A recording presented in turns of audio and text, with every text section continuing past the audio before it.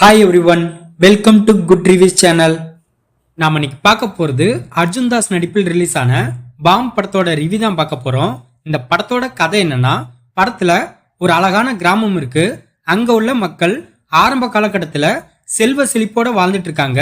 ஒரு கட்டத்துல அந்த கிராமத்துல உள்ள வெவ்வேறு சமுதாயத்தை சேர்ந்த மக்களுக்கிடையே பிரச்சனை ஏற்படுது. இதனால அந்த ஊர்ல ரொம்ப காலமா திருவிழா நடக்காம இருக்கு. அந்த திருவிழா நடந்தாதான் அந்த ஊர்ல ஜோதி தெரியும். அதுக்கப்புறம் தான் அந்த ஊர்ல மழை பெய்யும். ஜாதி ஏற்றத்தாழ்வு பிரச்சனையால திருவிழா நடக்காம இருக்கு. இந்த ரெண்டு சமுதாயத்து மக்களையும் காளி வெங்கட் எப்படியாவது ஒன்னா இணைக்கணும்னு நினைக்கிறாரு. அதுக்காக சில விஷயமும் பண்றாரு.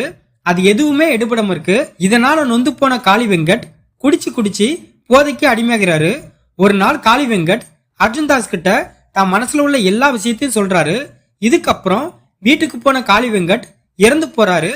அவர் இறந்ததுக்கு அப்புறம் சில புதிரான விஷயம் நடக்குது.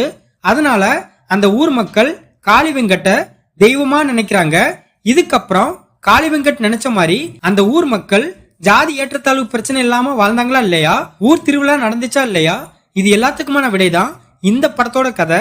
இந்த படத்தோட பிளஸ் படத்தோட கதை ரொம்ப சிம்பிளா இருந்தாலும் ஸ்கிரீன் பிளேய இன்ட்ரெஸ்டிங்காவும் என்கேஜாவும் கொண்டு போயிருக்காங்க. படத்துல ஜாதி ஏற்றத்தாழ்வு பிரச்சனைய காமெடியா கன்வே பண்ணிருக்காங்க. அது படத்துல யூனிக்கா இருக்கு. இந்த படத்துக்கு பாம்னு பேர் வச்சது ரொம்ப கரெக்டா இருக்கு. படத்தோட நிறைய காட்சிகள்ல காளி வெங்கட் காற்று வெளியிடையே பண்ணிட்டே இருப்பாரு. அதை மீன் பண்ற மாதிரி தான் படத்துக்கு பாம்னு பேர் வச்சிருக்காங்க. அந்த காட்சிகள் படத்துல செம காமெடியா இருக்கு. ஒரு சில ஆக்டர் மட்டும்தான் படத்துல செத்தும் நடிப்பாங்க.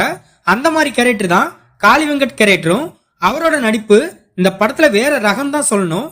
அந்த அளவுக்கு சூப்பரா இருக்கு. இந்த படத்துல அர்ஜுன் தாஸ் எப்போதும் போல பேஸ் வாய்ஸ்ல மாஸ் டைலாக் பேசிக்கிட்டு நார்மல் ஹீரோவா நடிக்காம அதுக்கு எதிர்மாறா முற்றிலும் மாறுபட்ட கதாபாத்திரத்துல மிக சிறப்பா நடிச்சிருக்காரு. இந்த மாதிரி கதையம்சம் உள்ள படங்கள்ல நல்ல கேரக்டரை தேர்ந்தெடுத்து இவர் நடிச்சா ரொம்ப நல்லா இருக்கும். இதை தவிர படத்துல நடிச்ச எல்லாருமே தங்களோட கதாபாத்திரத்தை கரெக்டா பண்ணிருக்காங்க. படத்துல அந்த கிராமத்து மக்களோட வாழ்க்கை முறையை காட்டின விதம் யதார்த்தமா இருக்கு.